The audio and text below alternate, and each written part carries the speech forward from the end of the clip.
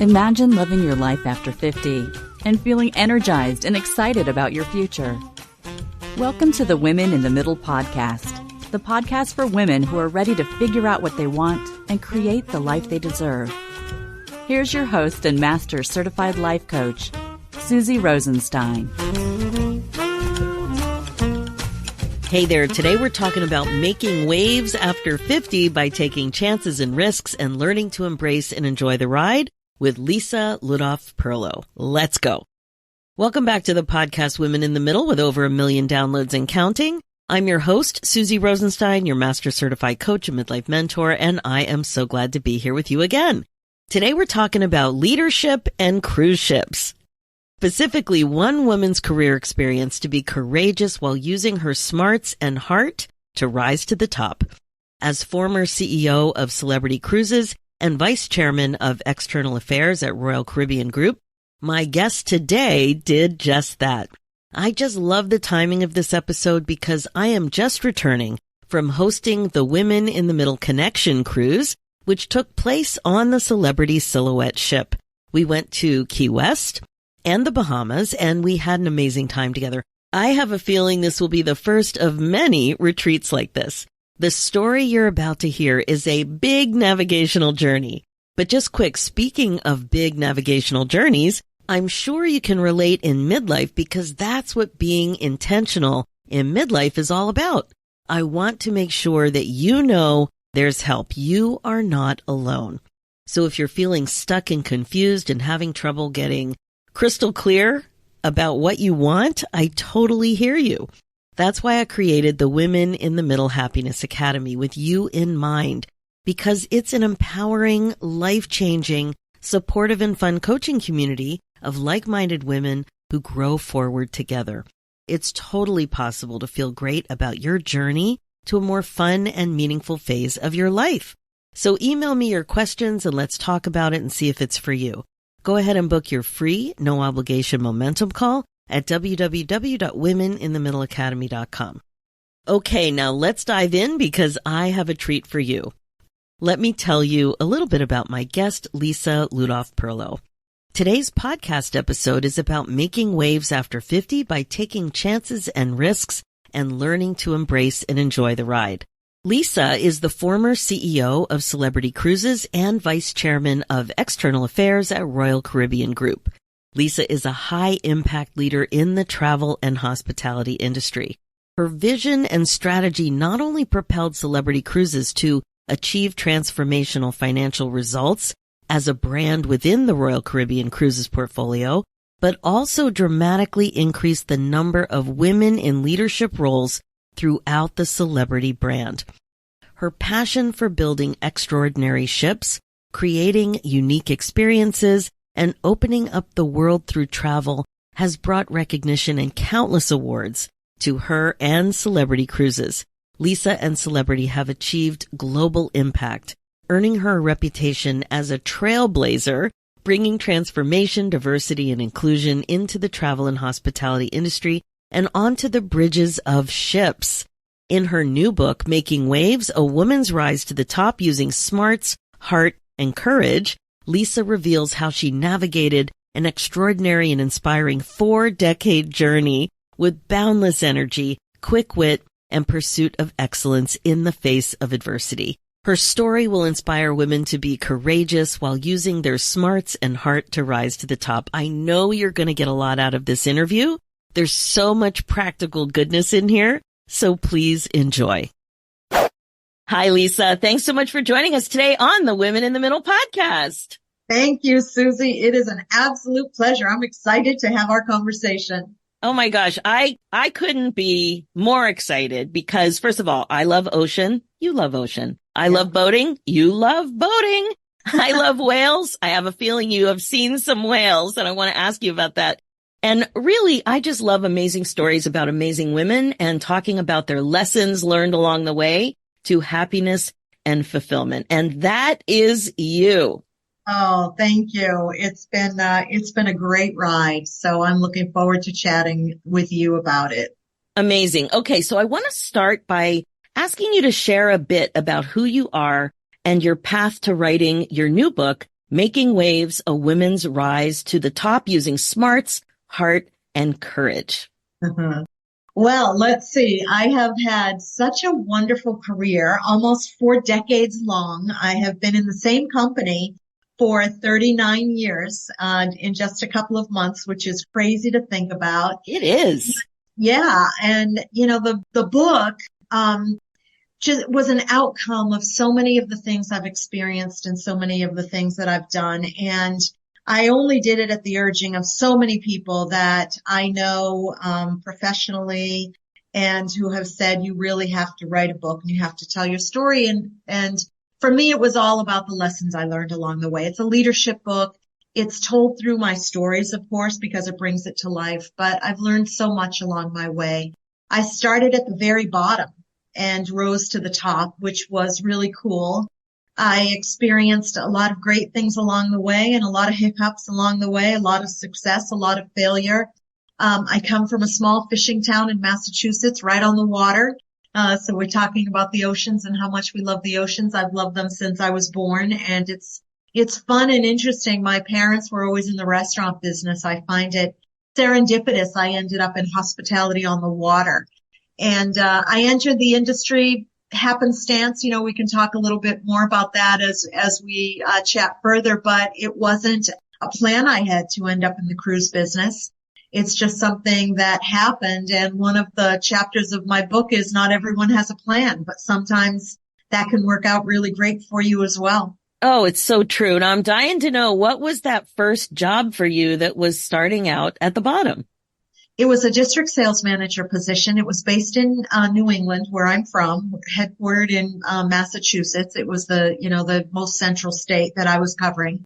I also had Eastern Canada. Funny enough, I applied for the position. I was working in a travel agency at the time, and this district sales manager position became open. And the gentleman that was vacating it said, if you're interested, you should send your resume. So I did. I applied. I got pretty far in the interview process. And then I found out I was second choice, not first choice. So they hired someone else instead of me. And it is the first example in this company, in my career, in my 39 years, where I was turned down for something, but didn't give up. And when I found out I think that was February, 2 months later, I found out that the person they hired didn't even make it through his probationary period. Oh my gosh. And I found out by accident. They didn't call me and say, hey, listen, you came in second. The guy didn't work out. Would you like the job? So I find out by accident, and I'm like, damn, I'm going to ask, why they didn't call me. They put me through the whole process again. And this time they picked me, and that was in May of 1985. And then I just steadily worked my way through sales for 17 years. I went to marketing for 5 years. I switched brands and went into operations for 7 years. I went back to the bigger brand in a bigger operational role for 2 years. And then finally, in December of 2014, I was appointed to president and CEO of Celebrity Cruises, but only after I asked for the position 3 different times and was told no. Wow. Your perseverance is unbelievable. And I know that you talk about that in the book. And, so many of us know so many young people now in their 20s. Yeah. My nieces, who my book is dedicated to. Yeah, I do. We do. And it's so interesting, their thoughts about perseverance, longevity, starting at the beginning, working hard. And the way we define this stuff is very different than the way young people tend to define it now. Have you noticed that too? Yeah, I've talked to so many people, Susie, that just, they'll ask me in the company, would you have, a little bit of time? I'm looking for a mentor. I'd love your advice. I see what you've done. I see how you've grown. They know I started at the bottom and ended up at the top. And it's so funny. I find 2 common themes. One is so many people have a linear path. They think they know where they want to go. They know where they are now, and they see a straight line. And I always tell them, take forks in the road, learn as much as you can, get as much experience as you can because it served me so well in my career, and it falls on deaf ears. And then the second theme is I've been here for 5 years and I'm not president and CEO yet. And I say, dude, you're talking to the wrong person. It took me 30 years. Pay your dues, learn what you can, prove yourself, get results, show that you're multifaceted and not one-dimensional, take lateral moves so you can move up. And nobody wants to do that. And so, yeah, I don't understand, because there are so many examples in my company of people who have moved around, even in lateral moves, and risen really high in the company. But it's just so hard to give people advice that they'll actually take. And yes, I do find that. And I think it's frustrating, and unfortunately it's limiting for them. I truly believe that. Yeah, I think so too. It's interesting though, because sometimes there are opinions and their perspective that's very useful for people like us about being in the present moment every once in a while, like really working to be in the present moment and living and experiencing life now. But it's kind of weird how the message can get mixed up when it comes to the appreciation and importance of novel work experiences and how you can apply those lessons learned and how they make them, it makes you more valuable ultimately. Absolutely. Yeah, I love hearing your story about that. And you really did start from the beginning, and you didn't have a plan, which is another thing. Like, we love to have things so certain, as if we think anything is certain. Yeah. Nothing is certain, but we think, if it's all wrapped up, and if you just tell me if I do X, then I'll get Y. And then if I do Z, I'll get whatever. I'll just keep going. But it doesn't work that way. Nothing is certain. No. I had a plan once in my almost 40-year career. I was in sales for 17 years, and I was in different sales roles and progressive sales roles. So I would get more and more responsibility. I would get promoted within sales. I had more things reporting to me. I had more people reporting to me. So I really learned everything about sales, and I loved it. I'm a salesperson at heart, which always helps no matter what you do in life. Being a salesperson is number one, top of the list. We're always selling something. And I wanted to be the head of sales. I finally figured out I was in a company for 17 years. Before I started in this company, I was lucky to stay in a job for a year. And, I'm like, I want to be the head of sales. And I waited for the man that, was the head of sales to leave, retire, be done, so I could take his position. And then one day, the senior vice president of sales and marketing decided he was going to move me out of sales and put me into marketing. And the one time I had a plan in my career, it was completely derailed. And I thought my career was over. And to your point, you make the best of it. You say, okay, well, let's see what this has in store for me. It didn't work out the way that I planned, but that doesn't mean it's not going to work out. And so a lot of my career was, okay, watch me prove you wrong. Like, I'm going to be able to do this, and I'm going to excel, and I'm going to apply everything I know and surround myself with smart people who are going to help me be successful. And then that was the beginning of so many moves that ultimately got me ready to be appointed to president and CEO of Celebrity. But without those things, it never would have happened. And I didn't even recognize that. I was devastated when he moved me. And it was the best thing that could have happened to me. You were devastated when you got a position like that? Yes, because it was like, all right, he's taking me out of sales. Now I'm never going to be the head of sales. Yeah. I'm never going to get my dream job. And then I'm thinking, well, now what does that mean for me? Am I going to have to leave the company? Am I going to fail in this new gig that I've been given because this man saw something in me that I probably didn't, which, in a lot of cases that happens, right? Other people see more in us than we see in ourselves. And I think, why is that? Why do people have, more faith in us than sometimes we do? And thank goodness we find those people along our way. Absolutely. I think part of that is that a lot of the skills that are so important for leadership are what we would call soft skills, like that courage, or that your heart is talked about a lot in the book reviews. And, Yeah. So would you think, if you were thinking about something that's going to propel you forward, would you be thinking, oh yes, I have heart and I know exactly how to apply it to be successful? Would you actually think that? Yes, I believe that heart has been a huge advantage of mine in leadership. And so many times throughout my career, I was put into positions where I was not the subject matter expert. I was chosen for other reasons, because of my leadership qualities and capabilities, because of the culture that I embodied and could change and evolve as I was put into different roles, into different departments and on different brands. I got results. I knew how to get results, even though I didn't know the subject matter as well as other people.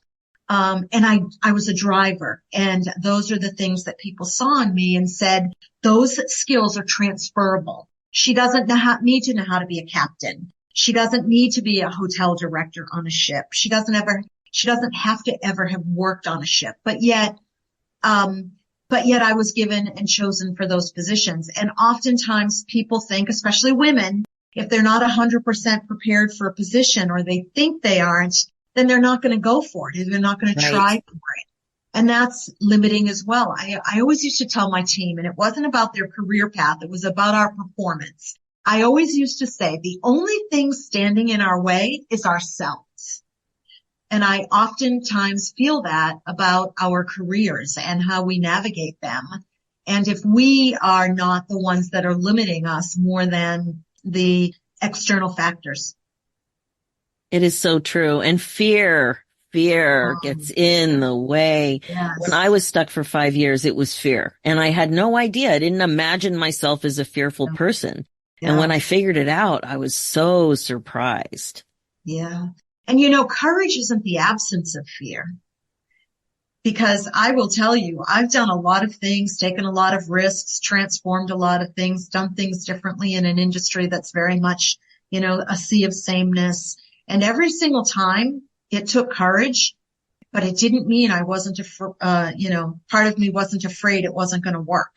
And that's again what I used to tell my team. Don't think I'm not afraid, just because I want to go for it, just because I have the courage to go for it. And, it doesn't mean there isn't some part of me that's a little afraid, but come on, let's hold hands and jump. Otherwise, there's no reward if there's no risk. That is so true. Now, let's talk a little bit about COVID, because the whole COVID thing with the cruise industry was massive, and you really led at a time where so many people didn't see much hope or possibility. So talk to us a little bit about how that all went down for you. Oh my goodness. What a time. 15 months completely out of business as the world was being ravaged, as many businesses suffered, but I don't think any as badly as the cruise industry. And I learned a lot during that time. The worst of times teaches you the most. And I learned that, again, we talk about fear, you hope, you think you're doing everything, you're having the right conversations, you're doing all the right things where at some point in time you're going to be back. But as the months dragged on and the quarters dragged on and even the years dragged on, you were uncertain yourself on any given day if it was all going to be okay. And yet you had 20,000 people looking at you and to you for hope, for confidence that, don't worry, we're going to be back. We're going to be able to put you back to work. You're going to be able to provide for your families again. This career that we all love is going to be okay.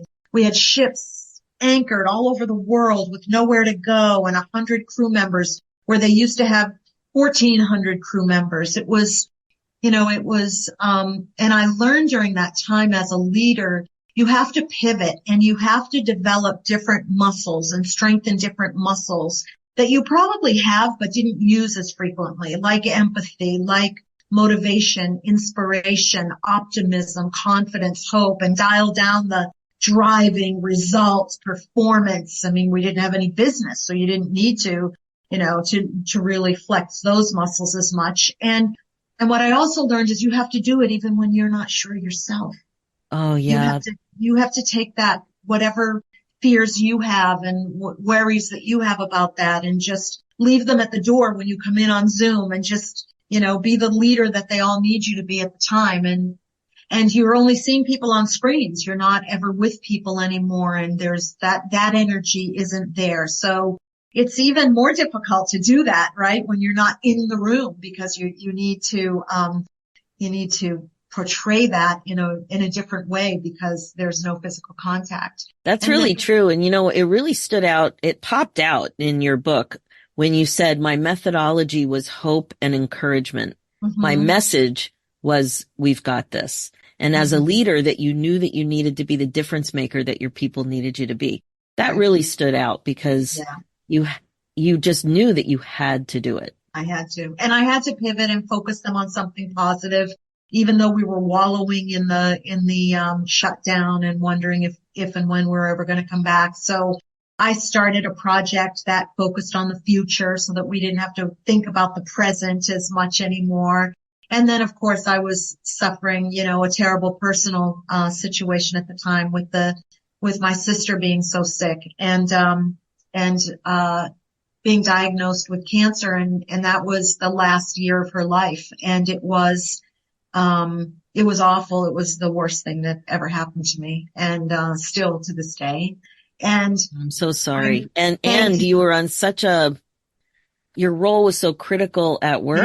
Yeah. And so your emotional, and your emotional needs and where you needed to be. Yeah. I can't even imagine. Right. Well, what I always said every day I woke up was I needed to look for the silver lining in the COVID-19 cloud because so many things were happening that were, hard, and for many of us, but I've been described as a relentless optimist. And so I always had to focus on what is the good what can I use this? How can I make a good situation out of a really bad situation? My sister lived with me, and so I got to spend every day of the last year of her life with her, and I will treasure that forever, and I know how important that was to her. So that was the silver lining that we were together every day for that year. And I also, again, looked at the silver lining and said, all right, when we come out of this as a brand, how are we going to be better than when we were shut down? And I focused everyone's positive energy on the future and reevaluating the brand and doing some new and exciting things that we could implement as soon as we were able to go out there and market again and go out there and talk about our brand again because we knew we were coming back. So that was a very interesting 15 months. That's the first chapter of the book because that's what, people know about the cruise industry. Like you said, we got a lot of publicity during that time for sure. Oh my gosh. But at a high level, what you really do is you're focusing on helping people enjoy their vacations. Yep. And I love thinking about that because it's such a thing in midlife. I mean, it's important that we all enjoy our vacations, but in midlife, travel becomes so important to people. And there's so much emphasis placed on, we got to make that vacation perfect. We just got to get there. We can't get sick. And so many things are going on in our lives that can prevent us from getting out the door, right? With other family emergencies and exactly the kind of things that you see all the time. So when you were focusing on this new, exciting idea for the future, I'm sure it had something to do with the way consumers enjoy their vacations. Mm-hmm. So what were some of the highlights that you noticed that you really wanted to bring forward to the future? Well, the good news was that another silver lining in the COVID-19 cloud is that as human beings, we all realize we cannot be shut off from each other anymore. It's not the right way to live. None of us want to do that.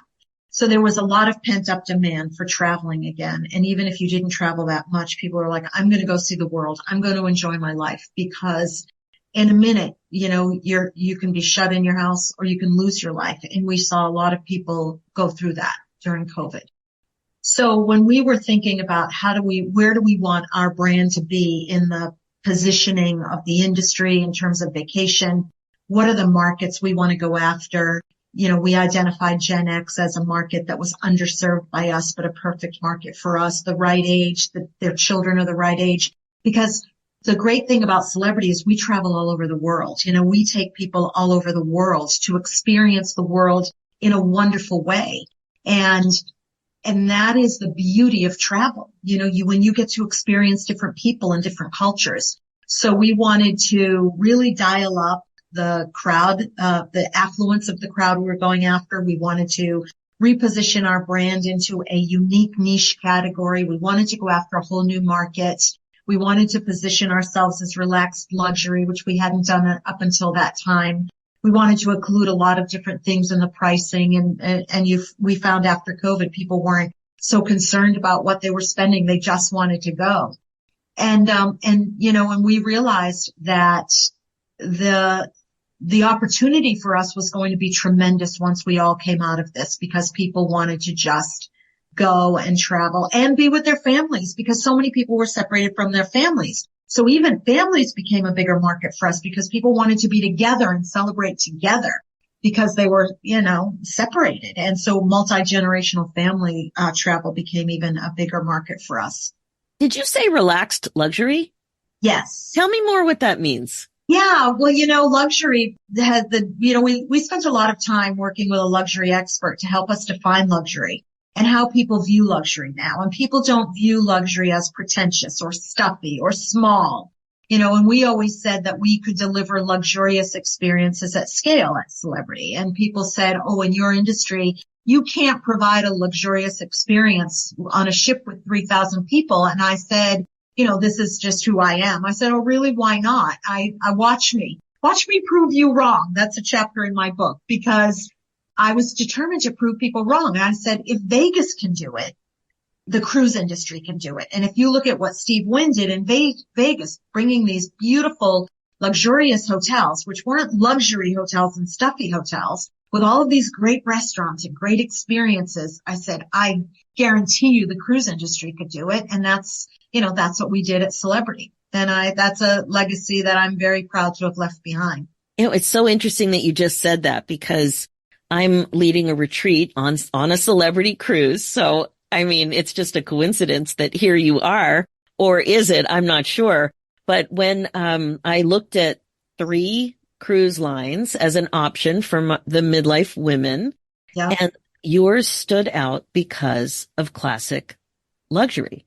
Yeah. And I wasn't even thinking of the spa. It was the decor. It was, and I'm not an experienced cruiser, but it just seemed like that was perfect for us, because I definitely wanted to provide an opportunity to relax in a space that's very different from our homes. Oh, wonderful. There, look at that. You got me. I got you. Yay. Thank you. Listen, branding, marketing, sales, that's my background. And so when I got the opportunity as president and CEO of Celebrity, I'm like, okay, I'm going to create a brand to be reckoned with, because it hadn't found its way yet. And then, of course, these Edge series of ships changed everything. And that was just, probably the proudest moment of my career was introducing those amazing ships. Tell us more about that. Why are they so amazing? Well, the Edge of Glory, chapter 6 is people say, what are you most proud of? And it was creating these ships that were the epitome of relaxed luxury, that were designed by world-renowned designers all over the world, men and women who had never worked on cruise ships before. So it's a completely different feeling that you get on these ships, much more residential, much more high-end, where, the design on ships is not always that. And I wanted to separate Celebrity from the pack. The culinary experiences on Celebrity are amazing. We're the only brand that Danielle Boulud would ever partner with. And we opened a Danielle Boulud restaurant on 2 of our ships so far, and also have him consulting with us on other menus across the ship. The spa experience is amazing. And it's just one more element, because wellness is I think a $4.6 trillion business, and only booming more so since COVID, because people want to take care of themselves more now. So we really focus on 5 pillars, and we really wanted to blow those 5 pillars up and do a great job against all of them, and including the places in the world that we go and take people. What are those 5 pillars? Destination, culinary, wellness, accommodations, and service. Amazing. Okay. Now there's something I have to ask you. Couple of things about favorites. Okay. You know that I love whales so much. Yes. It's completely my passion. I've done as much whale watching as I can since 1985. And I'm sure being on the water as long as you have, and in so many different parts of the world, you've seen some amazing things with whales. Can you talk about one of those experiences that really stood out for you? Oh, absolutely. I'll never forget it. It was one of our multi-generational family cruises. There were 14 of us. We were on a cruise in Alaska, and people always say, like, probably, what is your favorite place to go on a cruise? I would say two places, the Galapagos and Alaska, because the best way to see both of those destinations is by ship. And one day we had a private family excursion and we were going to see whales. And, we went out there on the boat.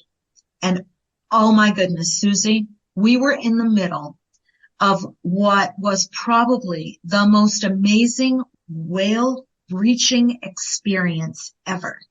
And the guys that were the hosts, like they ran the boat, right? It was their boat and they did whale watching and they had our family.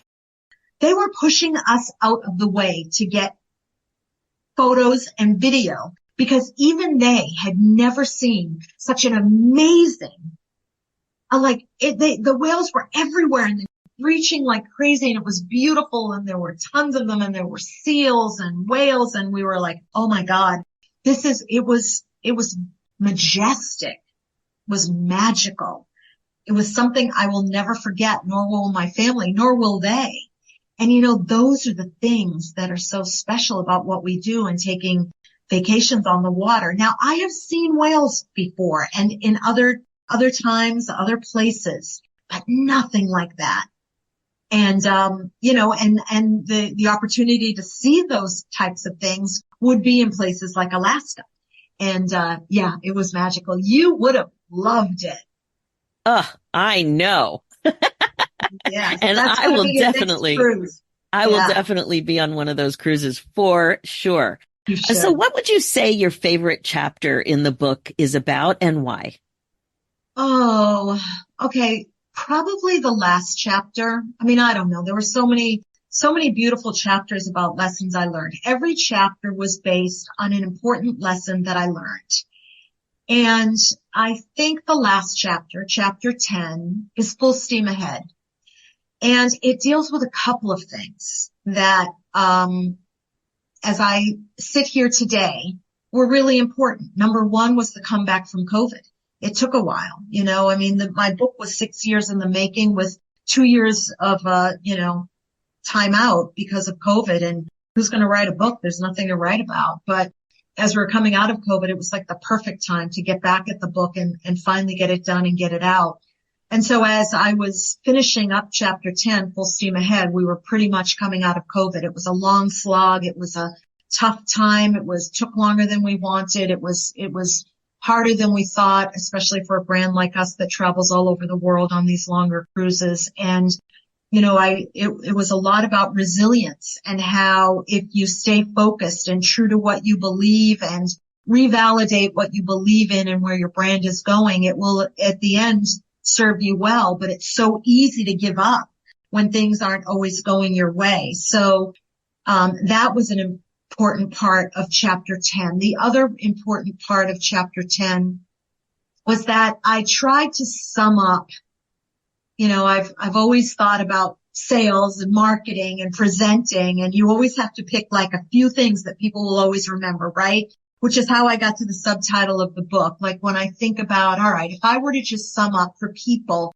now that they've read all of these 10 chapters and all of these lessons and heard all of these stories, what would I say to someone looking to rise from the bottom to the top?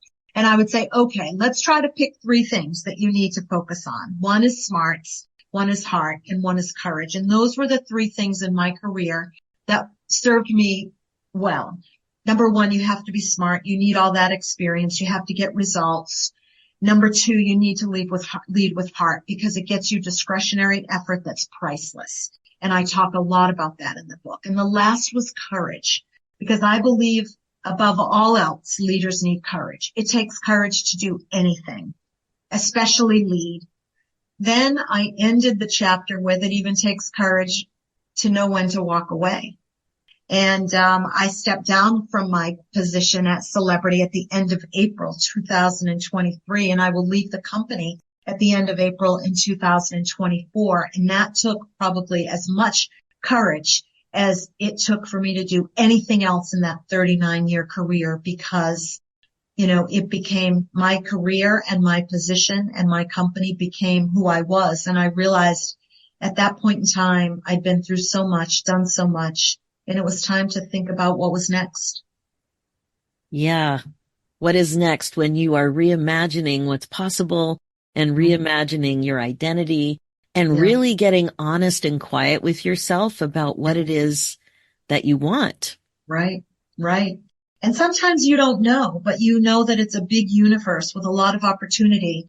I've learned even in these 9 months of transition that your body of work is always going to do well by you because, people think that, what they've accomplished is insignificant, or the people they've met along the way. You never know where your paths are going to cross again or why. And sometimes in this transition phase, you find out. And then I knew the book was going to be a catalyst for my next chapter and open new doors for me.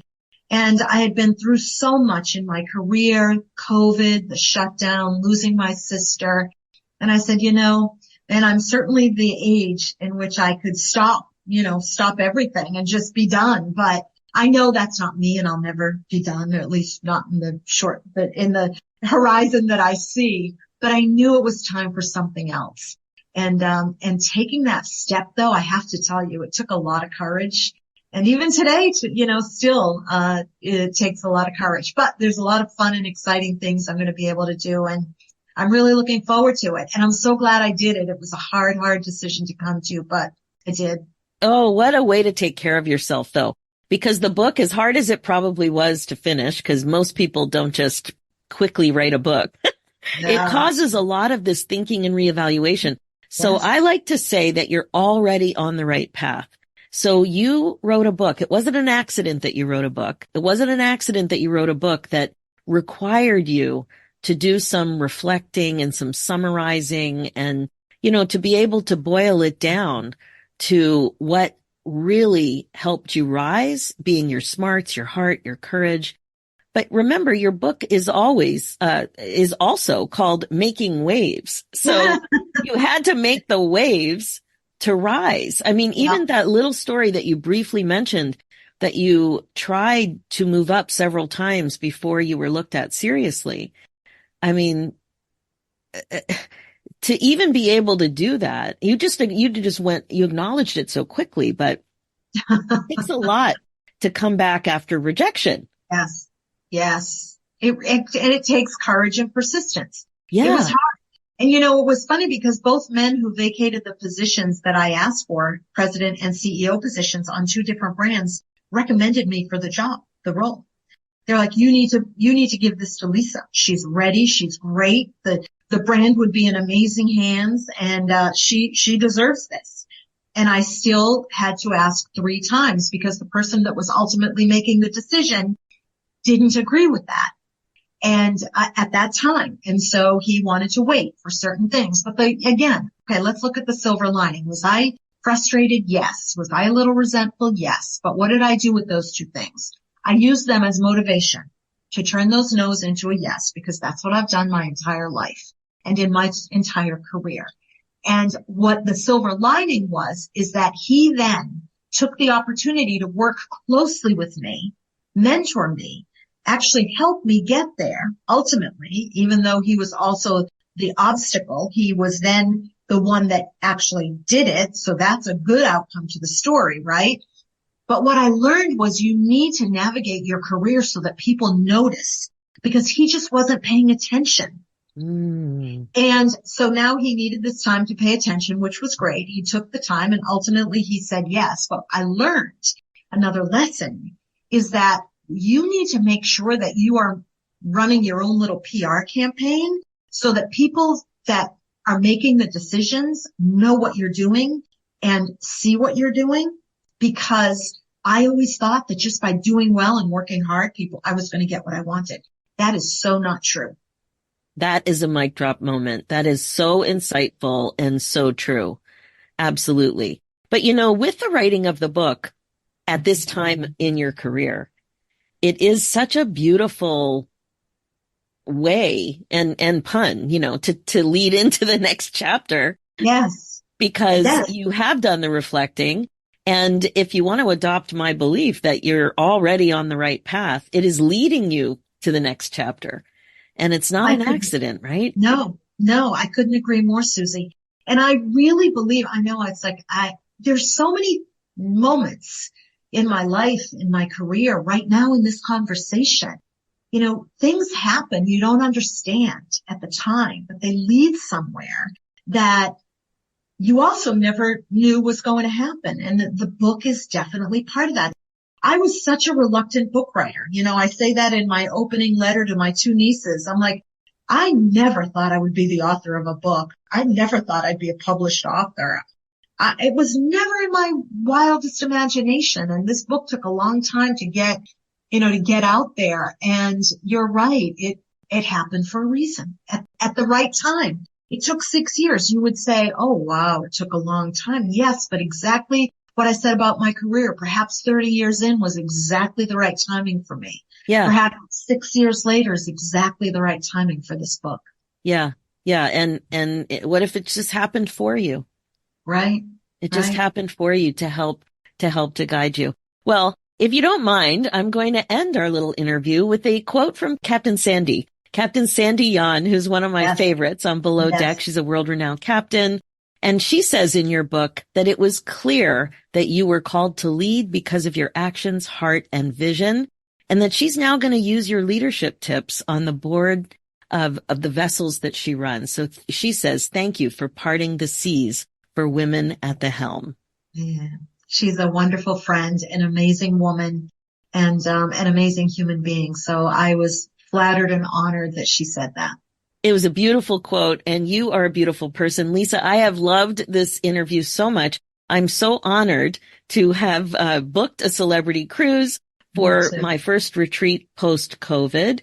And it's just been so amazing to meet you. You're very insightful. You're very compassionate. And I think you were called to lead. I agree. I agree. So Making Waves, a woman's rise to the top using smarts, heart, and courage can be found everywhere books are found, I would imagine, right? Yes. Amazon.com, certainly, Barnes & Noble, local bookstores.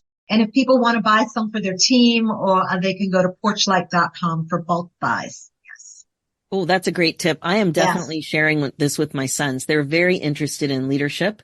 And I would love to be able to recommend them this book. We all love the water. We're very familiar with boating and everything. Not so much familiar with these ships, but somewhat. And just so excited to share your work, your insight, and your experiences. Thank you so much, Lisa, and all the best.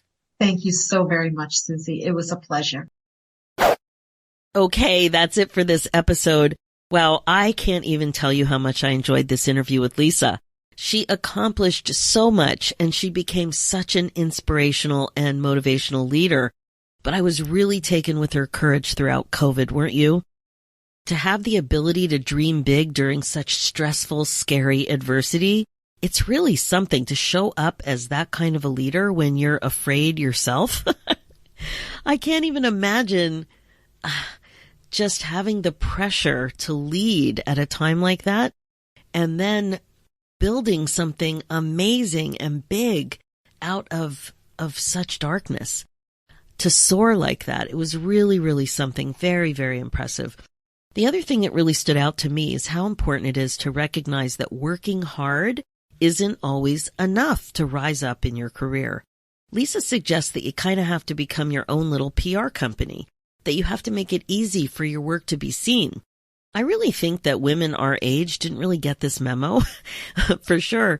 I thought that if I just kept doing exceptional work, my contribution and value would be recognized. And it's not always like that. I love that she put a big giant spotlight on this and so much more. And of course, you know that any chance I get to ask somebody like Lisa, who spent so much time on the water, about her favorite whale encounter, I am just over the moon. I hope you got a lot out of this interview. Even the way she described her whale encounter, I'm never going to forget that. And there's just so much that came out of this interview. So I know I'm going to be recommending her book to lots of people. I hope you do too. Okay. Now, as you know, this podcast is all about how to love your life again after 50. It's really all about coaching you to become more intentional and to incorporate mindfulness into your life as a regular practice. This is how you put yourself on your agenda. Now, my focus as your midlife coach is to help you get unstuck and clear so that you don't have regrets. That's why I created the Women in the Middle Happiness Academy with you in mind, because it's such a strong, empowering program, and it's warm and supportive. It's fun. It's a coaching community of like-minded women who grow forward together. It is totally possible to feel amazing about the way you're going to be navigating forward, the way you're going to be creating that roadmap to a more fun and meaningful, regret-free next chapter. Like, seriously, it's time for you to feel free to enjoy your life the way you want to. That's what you want, right? So I'm here to help. Email me your questions and let's talk about it and see if it's for you. Go ahead and book your free, no obligation momentum call at www.womeninthemiddleacademy.com. I'm also excited to invite you to amplify your listening experience with the podcast by having more of a book club kind of experience with all of the midlife stuff that we're talking about here. This is perfect for you when you're craving connecting with more women in the middle. Join the Women in the Middle podcast club. Just go to www.susierosenstein.com and click the podcast club button, and away you go. And finally, for show notes and links, head over to www.susierosenstein.com and click the podcast tab and look for episode 344. Thanks so much for listening. It's time for you to put yourself first, one thought at a time. I'm Susie Rosenstein, and I'll talk to you next week.